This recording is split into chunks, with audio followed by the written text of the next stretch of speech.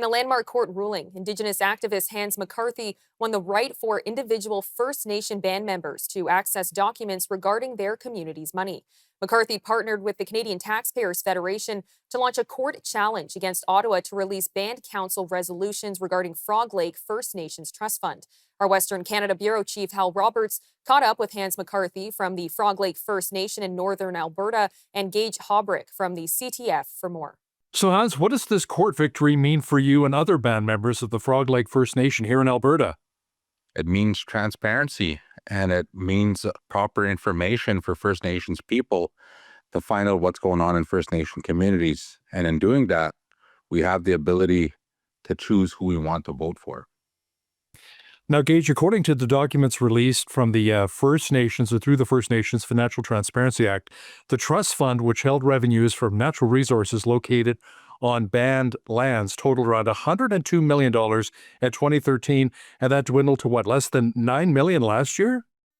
Yeah, exactly. And that's why cases like this are so important and why we got involved with Hans. When he reached out to us, he basically asked the question, we want to find out where this money went. It was almost $100 million, right? Could mean a lot for our community. So that's why we partner with him to try and get more financial transparency from the band and the federal government on this. And we're happy to say that with this court ruling, Hans is supposed to get those documents that show what happened to the money within 30 days. And we're hoping it can shed light on this specific issue, but also help Indigenous activists all across the country who are looking for similar numbers.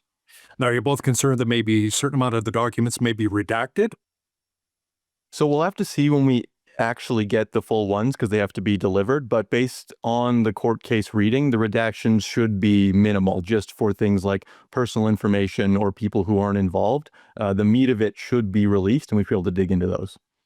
So, Hans, many see this decision as an important legal precedent for financial transparency, like you mentioned earlier. Is this really a big victory for you and others for the Frog Lake First Nation?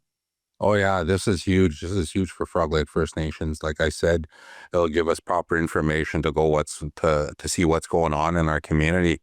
And another thing as well too, it sets a precedence for future people as well too, and what's going to be happening for our community in the future. The most important thing is the long-term effects that this is going to happen. So it is really big. So what are the biggest needs right now for your community at Frog Lake First Nation? I'd say the biggest needs is housing. Housing is the biggest need. So not just across Canada, but also obviously... It's across Canada. The biggest need for First Nations right now is housing. So, Gage, do you think maybe other First Nations groups will also reach out to the federal government saying, hey, what happened to a lot of the money, that the band had that's now just disappeared over the last 10 years or so?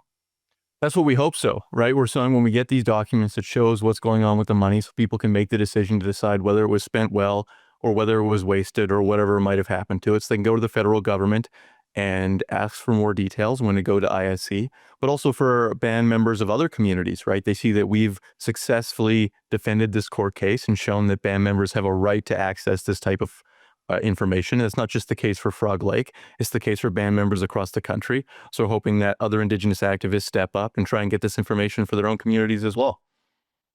Hans McCarthy with the Frog Lake First Nation and Gage Hobrick with the CTF, thanks so much for your time today. Thank you very much.